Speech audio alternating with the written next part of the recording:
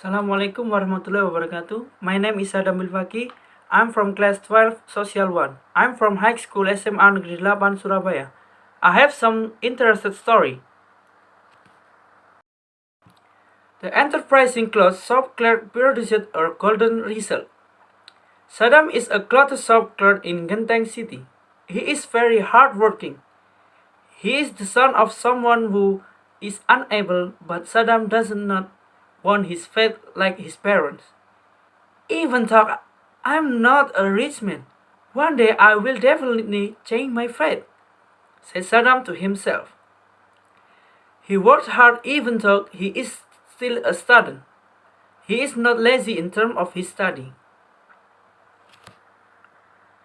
At the beginning of Saddam's work, he could not focus between his work and his study. Because it was Saddam who left behind his learning material. After working for a few months, he had adapted to the situation.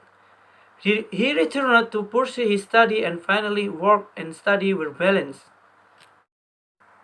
He worked from morning to night with only salary 3,000 rupiah per month. He was tired. Even I'm tired, I have to keep up the spirit. Hopefully from this 3,000 rupiah, this money it will turn into billions, said Saddam, encouraging himself. But Saddam's spirit never collapsed. After a few months, the clothing shop began to be quiet. Saddam's salary had begun to delay. Saddam was starting to be confused, especially because the school was about to take the exam and definitely needed money to take the exam. I have to find a way to make this shop a lot of buyers. I have to tell the boss, said Saddam. Hi boss, I suggest, what if we open an online shop? Because now it has entered the digital era. So there must be lots of buyers, said Saddam to his boss. Does selling in online shop cost a lot of money? Asked the boss to Saddam. Of course not, because we just need a camera to take picture of the clothes we sell and upload them to the online shop, replied Saddam to his boss.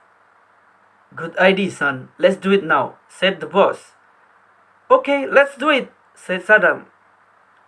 But Saddam's spirit never faded. He immediately took the initiative to try ways to make the shop he working there sales back, and the salary doesn't delay. He opened the online shop for clothes, and fortunately, the online shop is also full of buyers. Because of that, Saddam's boss happy with the result.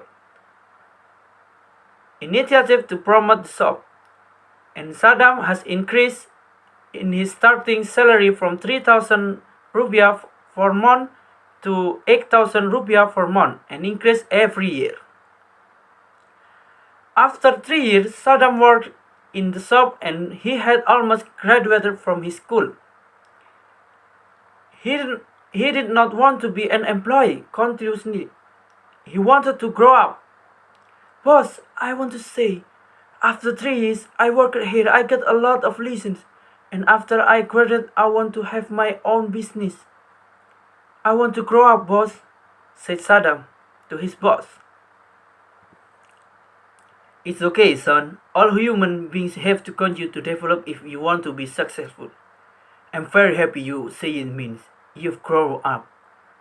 If you need my help, come here. You're like my own son, said the boss with tears. Thank you for everything, boss. I hope God bless you, said Saddam to his boss.